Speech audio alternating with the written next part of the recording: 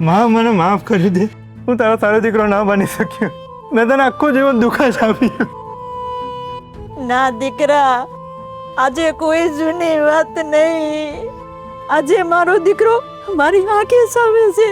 એ જ મારા માટે સૌથી મોટું સુખ છે. તમે આવું શું કામ વિચારો છો? તમે જ મને શીખવાડ્યું છે ને કે જ્યાં સુધી આશા જીવતી હોય ત્યાં સુધી પરિણામ નક્કી નથી હોતું. સાચું કહું, ગઈકાલે મેલ મોકલતી વખતે મને પણ આવું જ લાગતું હતું કે ભગવાન ચોક્કસ કંઈક રસ્તો તો કાઢશે જ. ભગવાન રસ્તો ત્યારે જ બતાવે છે જ્યારે માણસ પોતાની ફરજ ઈમાનદારીથી નિભાવે છે. આપણે આપણું કામ કર્યું છે, હવે એમનો વારો છે.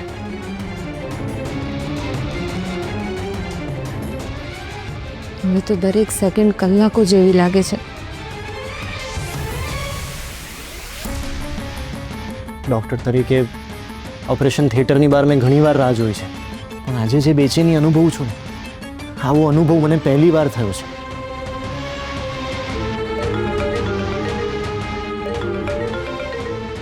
ડૉક્ટર સાહેબ, કદાચ આ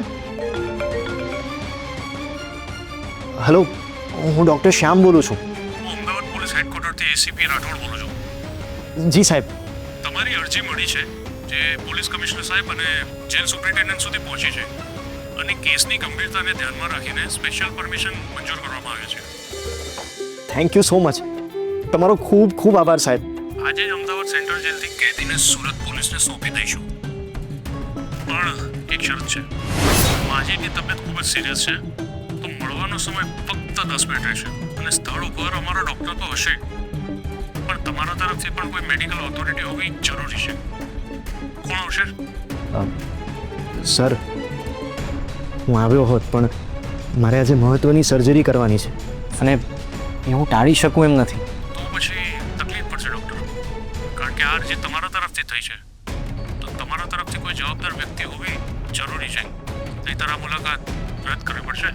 ડૉક્ટર સાહેબ, હું જઈશ. પ્લીઝ તમે મારા પર ભરોસો રાખો. હું માજીને કંઈ જ નહીં થવા દો. એમની સંપૂર્ણ જવાબદારી હું લઉં છું. આ સામાન્ય જવાબદારી નથી. રસ્તામાં માજીને કાંઈ પણ થઈ શકે છે. મને ખબર છે ડૉક્ટર સાહેબ, પણ મારા પર વિશ્વાસ રાખો. હું એમને કંઈ જ નહીં થવા દઉં અને હું મારાથી બનતા બધા જ પ્રયત્નો કરીશ. પણ મેડમ, પ્લીઝ મને આ જવાબદારી લેવા દો. ડૉક્ટર સાહેબ, પ્લીઝ મારા પર વિશ્વાસ રાખો. ઓકે, પણ એક સેકન્ડ માટે પણ બેદરકારી નહીં રાખતા.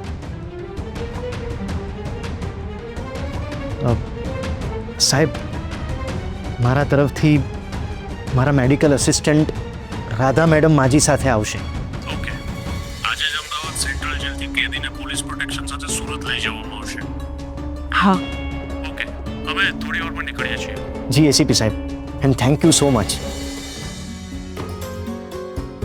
ડૉક્ટર સાહેબ, આપણું કામ થઈ ગયું. ભગવાને આપણી પ્રાર્થના સાંભળી લીધી. હવે માજીને એમના દીકરાને મળવાથી કોઈ જ નહીં રોકી શકે. એમની છેલ્લી ઈચ્છા પૂરી થશે. ચાલો, તૈયારી શરૂ કરીએ. Thank you.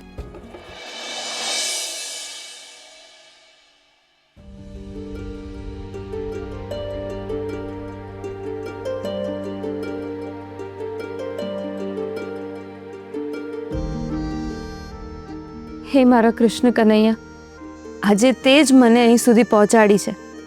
હવે આગળ પણ મારી લાજ રાખજે. જીવનમાં પહેલી વાર હું આવું મોટું સાહસ કરી રહી છું. મને કશું આવડતું નથી, બસ તમારા ભરોસે આ જવાબદારી સ્વીકારી છે. મારી સાથે હંમેશા રહેજો પ્રભુ.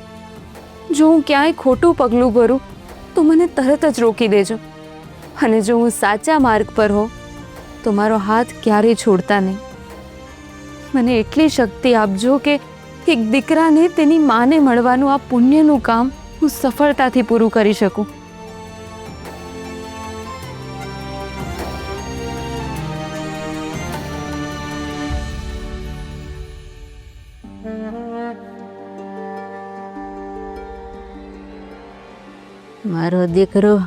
મારો દીકરો આવશે ને? હા માજી, તમારો દીકરો આવતો જ હશે. રાધા, લાગે છે મારો દીકરો આવ્યો છે. હા માજી, તમારો દીકરો આવી ગયો લાગે છે. આજે ભગવાને તમારી વાત સાંભળી લીધી.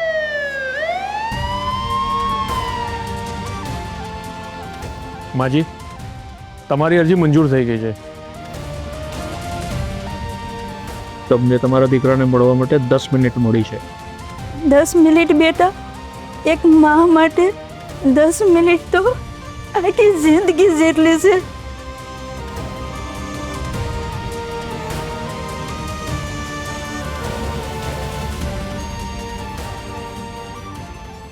માં,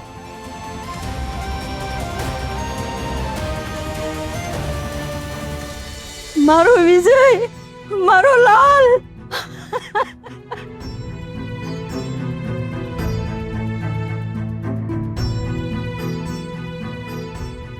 માં મને માફ કરી દે. હું તારો સારો દીકરો ના બની શક્યો. મેં તને આખું જીવન દુઃખ જ આપ્યું. ના દીકરા, આજે કોઈ જૂની વાત નહીં. આજે મારો દીકરો મારી આંખે સામે છે. એ જ મારા માટે સૌથી મોટું સુખ છે.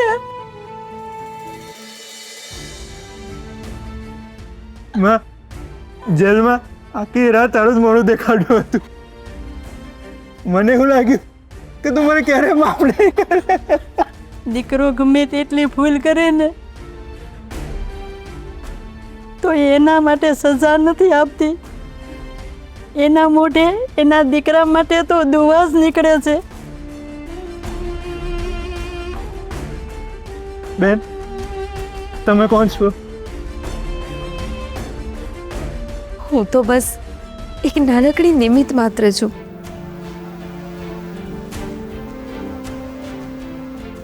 ના, તું નિમિત્ત નથી.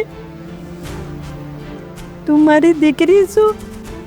ભગવાને મને મારા દીકરા સાથે મેળવવા માટે તને મોકલી છે. આજથી તું પણ મારી દીકરી છે. બેન, હું આ ઉપકાર જિંદગીમાં ભૂલી નહીં શકું. ના ભાઈ, ઉપકાર નહીં. મને તો એક મા અને દીકરાને મળાવવા માટે ભગવાને સોંપેલી આ ફરજ છે.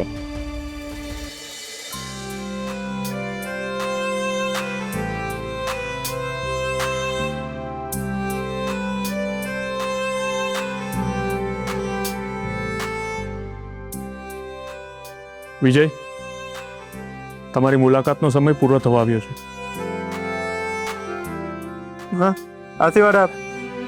હું જેલમાંથી બહાર નીકળીશ તો એવો માણસ બનીશ કે તને મારા પર ગર્વ થશે.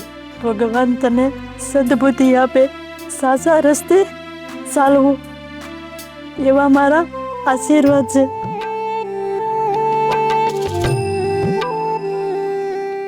હું તને વચન આપું છું માં, હું ક્યારે ખોટા રસ્તે નહીં જાઉં.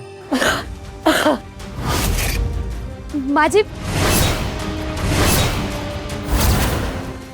માજી, માજી શું થાય છે તમને? માજી, માજીને શું થયું? લાગે છે એમની તબિયત બગડી ગઈ છે. જલ્દી પ્લીઝ કોઈ પાણી આપો ને, જલ્દી. કોન્સ્ટેબલ, પાણી લાવો. તને શું થાય છે માં? માજી લો.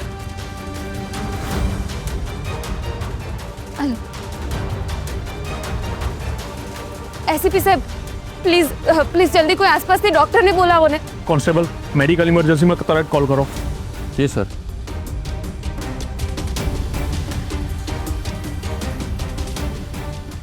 હે ભગવાન, મારી માને કઈ ના થવા દેતા.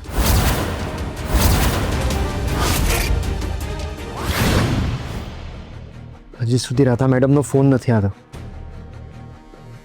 ખબર નથી પડતી કે એ લોકો માજીના છોકરાને લઈને સુરત આવ્યા છે કે નહીં.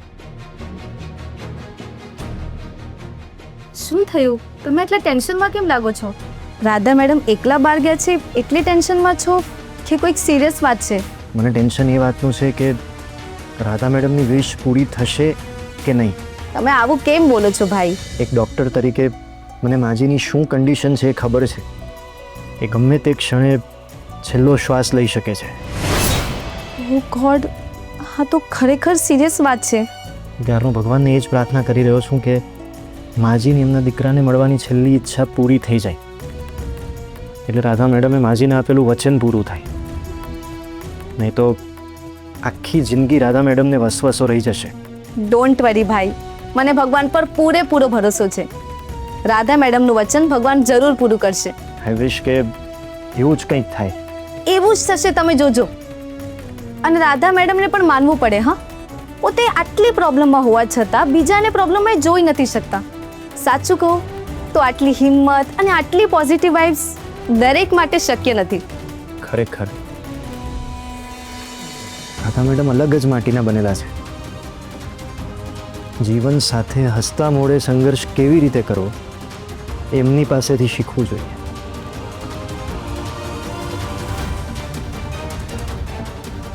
હે ભગવાન, તેમની સિચ્યુએશન શું હશે? ભાઈ, હા. તમારા માટે કોફી બનાવી લાવ. ના, હું ક્લિનિક જાઉં છું. આમ પણ પેશન્ટ મારી રાહ જોતા હશે. ઓકે.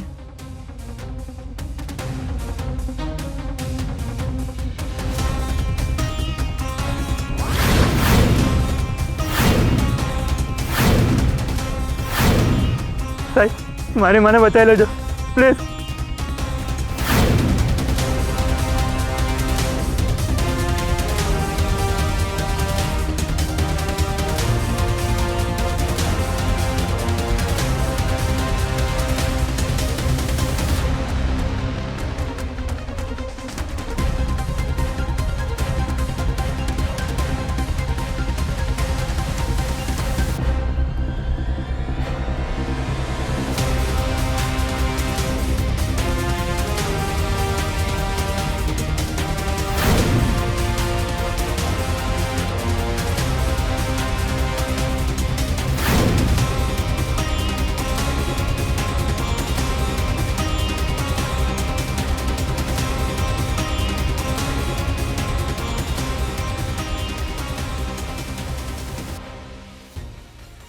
બીપી ખૂબ લો થઈ ગયું છે અને ઓક્સિજન લેવલ પણ ઘટી રહ્યું છે.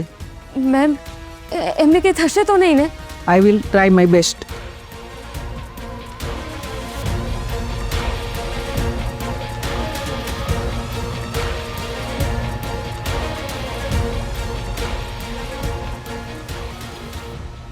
જે ઇન્જેક્શન જોઈએ છે ને એ ઇન્જેક્શન મારી કિટમાં નથી. તમે એવું કરો કે હું લખી દઉં.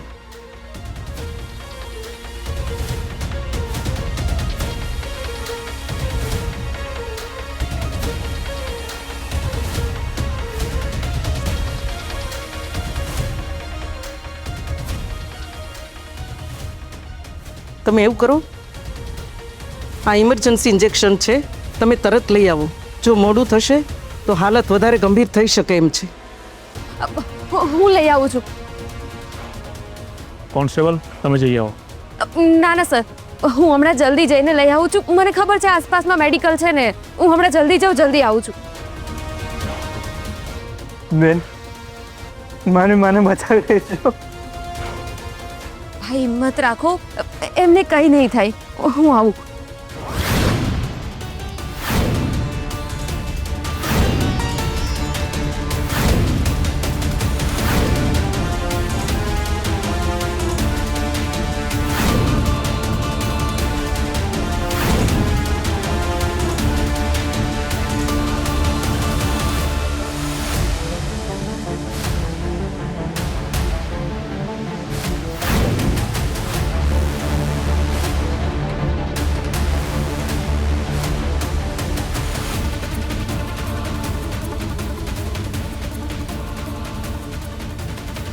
આ દવા મારી પાસે નથી, બીજા આગળ મેડિકલ છે ત્યાં જાઓ.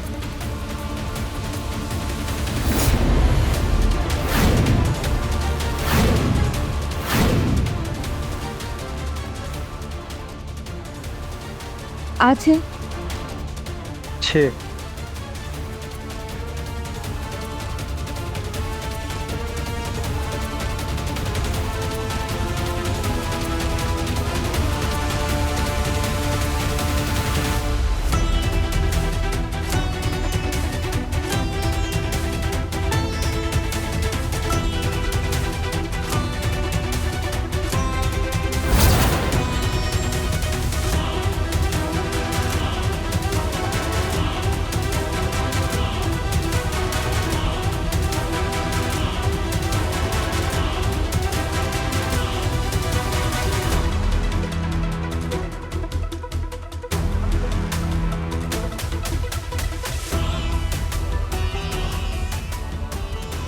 લઈ જાઓ તમે ઇન્જેક્શન.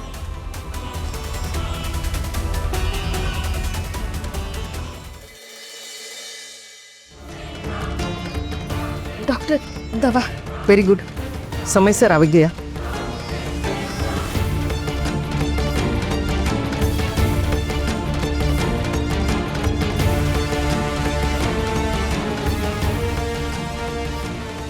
હે કાના, માજીને બચાવી લેજો.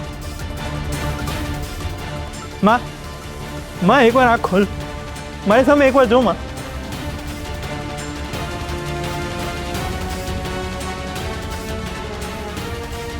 હે, ડૉક્ટર એક મિનિટ.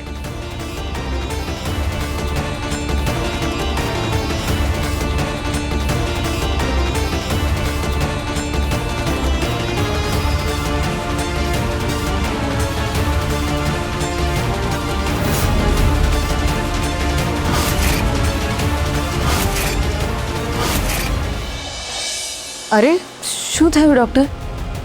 બીપી ધીમે ધીમે નોર્મલ તરફ જઈ રહ્યું છે. સાચે? એક મિનિટ, હું ફરીથી ચેક કરું છું.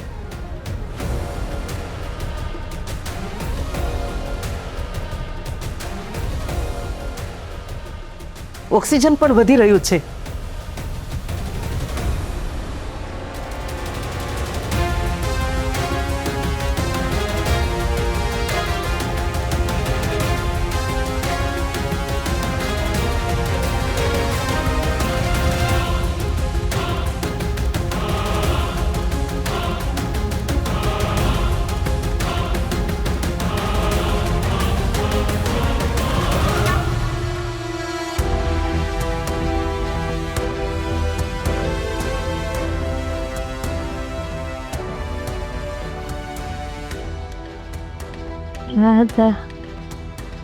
તમે ઠીક છો ને માજી? માં તું બોલી.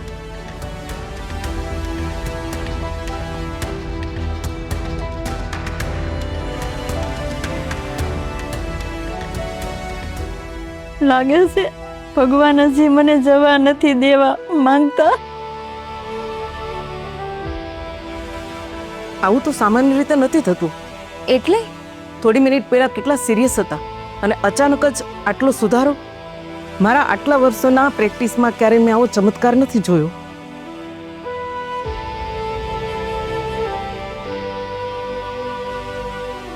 જીવ તોરી મારા દીકરા.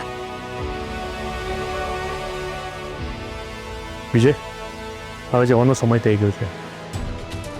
માં હવે હું રજા લઉં અને હું ચિંતા નહીં કરતી અને હું જલ્દી આવીશ.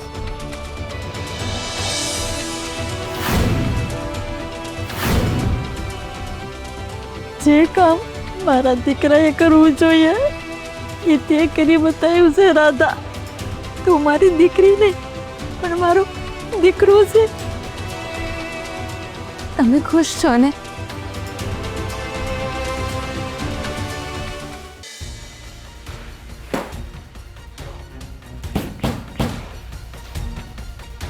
It's not possible. મેં મારી જાતે બધા વિડીયો સેવ કર્યા હતા, 3 જગ્યાએ બેકઅપ રાખ્યા હતા, તો પછી એક જ સેકન્ડમાં બધું ગાયબ કેવી રીતે થઈ ગયું? Not possible. શૌર્ય, શાંતિ રાખ. ગુસ્સાથી કોઈ જવાબ નહીં મળે, વિચારવાથી મળશે. કેવી રીતે ભાભી? શું વિચારું? શું વિચારું? ઘરના બધા લોકો સામે કિયારાનું નકાબ ઉતરવાનું હતું, બદલામાં બધાની સામે હું જ ખોટો પડી ગયો. જો શૌર્ય, આમ ઇમ્પેશન્સ થવાથી કોઈ રસ્તો નહીં મળે. મગજ શાંત રાખીને વિચારવું પડશે. ભાભી, આ કોઈ સામાન્ય માણસનું કામ નથી. મેં મારા ફ્રેન્ડ સાથે વાત કરી, એણે મને કહ્યું કે આ કોઈ સાયબર એક્સપર્ટની મદદ વગર પોસિબલ જ નથી. ભાભી, એટલે કોઈ સાયબર એક્સપર્ટ દ્વારા લેપટોપમાંથી બધા પુરાવાઓ ઉડાવી નાખ્યા? હા ભાભી, અને સૌથી મોટો પુરાવો તો આ જ છે કે કોઈએ પુરાવા ડિલીટ કર્યા, કારણ કે કોઈ નિર્દોષ માણસને પુરાવા ગાયબ કરવાની જરૂર નથી પડતી. ભાભી, શૌર્ય, તું આ વાત આપણા આખા પરિવારને કેવી રીતે સમજાવીશ? બધાને તો એવું છે ને કે તે કિયારા પર ખોટા આરોપ લગાવ્યા છે? હમણાં કોઈને નહીં સમજાય, કારણ કે કિયારાએ મમ્મીને અને ક્રિશભાઈને ઇમોશનલી ટ્રેપ કરી છે. હવે આપણે લાગણીઓથી નહીં પણ બુદ્ધિથી રમવાનું છે. એટલે હવે શું કરીશું? સૌથી પહેલાં તો આપણે એ જાણવું પડશે કે વિડીયો ડિલીટ કોણે કર્યા અને કેવી રીતે કર્યા, કારણ કે દરેક સાયબર ક્રાઇમની પાછળ કોઈને કોઈ ટ્રેસ તો રહે જ છે. અને રમત હજી પૂરી નથી થઈ ભાભી, રમત તો હવે શરૂ થઈ છે. આ વખતે કિયારાને એવા પુરાવા સાથે પકડીશું જેથી એ બચી જ નહીં શકે. કિયારા, તું ફક્ત એક જંગ જીતી છે, યુદ્ધ નહીં. હવે હું તારું દરેક પગેરું શોધી કાઢીશ અને હવે તને બચવાનો કોઈ રસ્તો નહીં મળે.